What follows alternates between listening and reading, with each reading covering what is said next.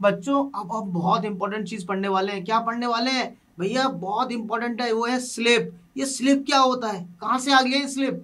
भैया DC motor में तो नहीं पढ़ा था, डीसी जनरेटर में तो नहीं पढ़ा था सर, इसके अंदर स्लिप कहाँ से आ गया? स्लिप कहाँ से आया है? आरएमएफ पढ़ लिया आपने, आरएमएफ का डायरेक्शन आपने देख लिया, रोटेटिंग मैग्नेटिक फील्ड देख लिया, प्रिंसिपल देख लिया, कंस्ट्रक्शन देख लिया।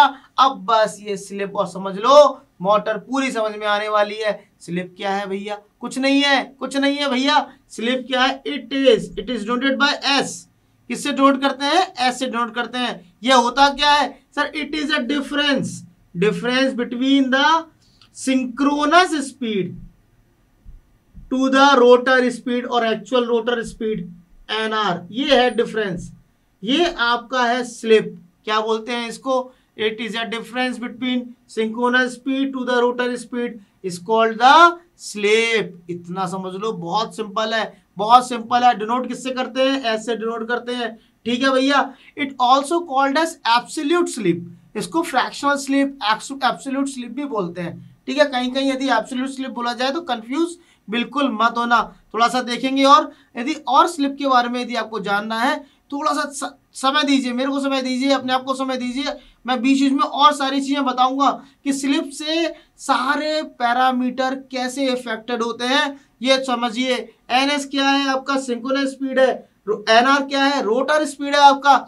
यदि मैं परसेंटेज स्लिप का निकालूं बच्चे, तो कुछ नहीं करना है कि सर इसमें 100 का मल्टीप्लाई कर देंगे तो हमारा स्लिप एज ए परसेंटेज भी निकल आएगा। आपको समझ में आ रहा है? एनआर क्या है? This is actual speed where the rotor is rotate. अब यदि मुझे एस की जगह या निकालूं, बेटा पहले जो रिलेशन लिखा था वो मैंने क्या लिखा था? वो मैंने लिखा था NS minus NR upon NS.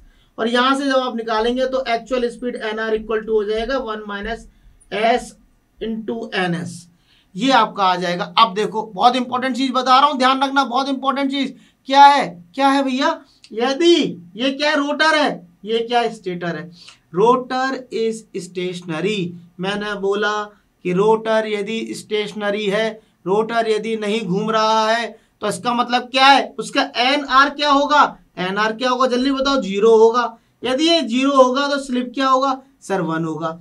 यदि रोटर स्टेशनरी है, क्या है सर? स्टेशनरी है, मतलब घूम नहीं रहा, रुका हुआ है, तो आपका जो स्पीड है, एक्चुअल स्पीड, वो 0 होगा। स्लिप हो जाएगा मैक्सिमम, स्लिप बढ़ जाएगा सर, ठीक है। और ये कंडीशन कौन सी होती है? जब मोटर बिल्कुल बंद पड़ी है, मोटर चालू नहीं है। मोटर चालू हो गई तो रोटर घूमना चालू होगा ना। तो जब मोटर बंद पड़ी है तब की कंडीशन है एनआर 0, स्लिप मैक्सिमम। उस समय स्लिप मैक्सिमम होता है, ठीक है ना। अब दूसरा कंडीशन क्या है? जब रोटर घूमना चालू कर दिया, मतलब आपने स्विच ऑन कर दिया। जैसे ही आप स्विच ऑन कर देंगे तो आपका रोटर मूव करेगा। रोटर मूव करेगा मतलब इट हैज सम स्पीड।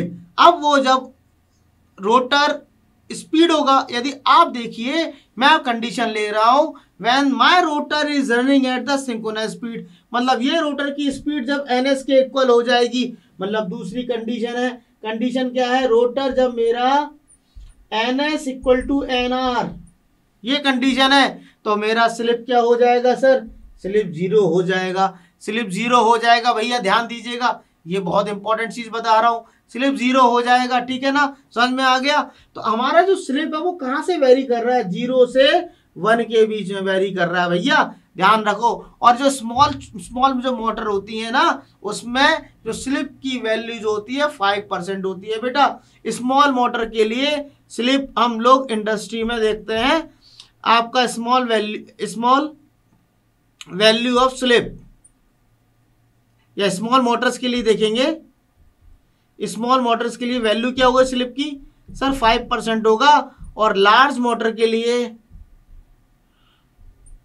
आपका जो स्लिप है सर 2% होता है। सर क्लियर है? ये क्लियर है? तो स्लिप आपको क्लियर है? बहुत बढ़िया बेटा, बहुत बढ़िया। अब इसके इफेक्ट देखेंगे हम कि रोटर पैरामीटर पर इसके इफेक्ट क्या पड़ने वाले हैं। थोड़ा सा ध्यान से देखना,